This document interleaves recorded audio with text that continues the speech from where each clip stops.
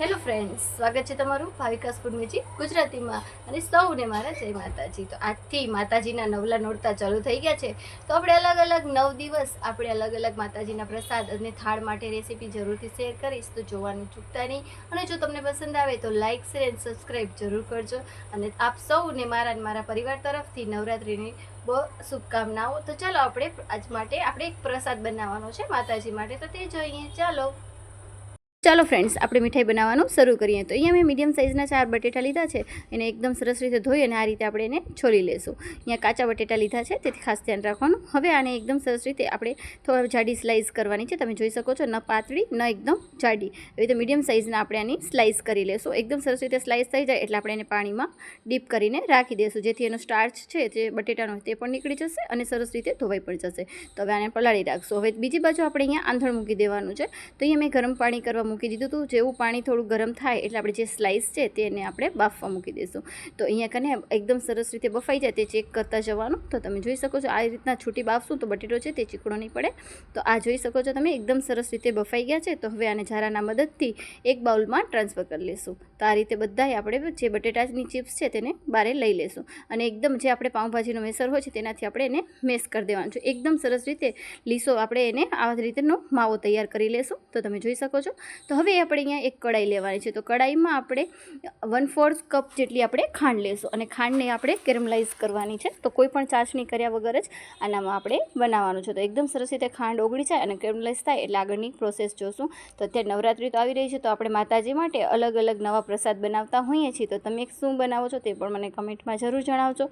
તો જો તમે જોઈ શકો છો, એકદમ સરસ રીતે હવે ખાંડ છે તે ઓગળવા લાગી છે। તો હવે આ રીતના એકદમ બ્રાઉન થાય અને ખાંડ છે તે ઓગળી જાય અને કેરમલાઇઝ થાય એટલે આપણે એની અંદર મલાઈ ઉમેરવાની છે। તો તમે જોઈ શકો છો, હવે એનો કલર ચેન્જ થતો જાય છે। તો હવે એકદમ સરસ રીતે આપણી ખાંડ છે તે કેરમલાઇઝ થઈ ગઈ છે।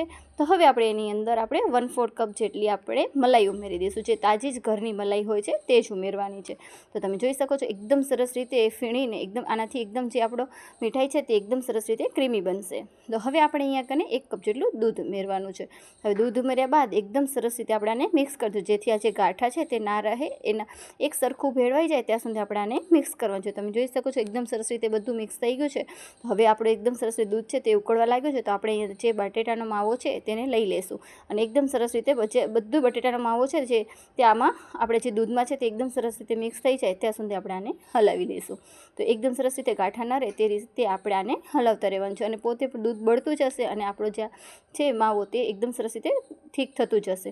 તમે જોઈ શકો છો, હવે આપણે અહીંયા એક નાની વાટકી જેટલું ટોપરાનું ખમણ ઉમેર્યું છે। સૂકા ટોપરાનું ખમણ છે, આ તૈયાર જ છે। તમે ચાહો તો ઘરે પણ સૂકા ટોપરાનું ખમણ તૈયાર કરી શકો છો। હવે એકદમ સરસ રીતે મિક્સ કરી દેવાનું છે। જો તમને ખાંડનું પ્રમાણ વધારે જોતું હોય તો તમે ખાંડ થોડીક વધારે પણ એડ કરી શકો છો, પણ આ પરફેક્ટ માપ છે। તો હવે એકદમ સરસ રીતે આને મિક્સ કરી દઈશું, જેથી નીચે તળિયામાં ચોટે નહીં।